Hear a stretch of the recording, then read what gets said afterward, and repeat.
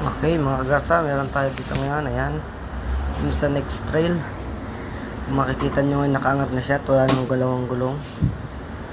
Ayan, kasi ang gagawin natin dyan ano lang, under chassis at saka mga engine support lang nya. So basic na naman yan dahil under chassis lang naman tayo mga gasa.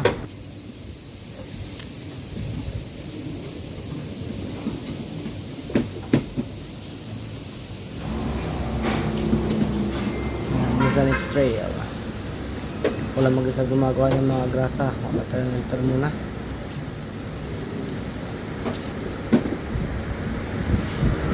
Wiper muna aking muna dahil may kakalasin din akong wiper motor dahil sira din ang kanyang wiper motor.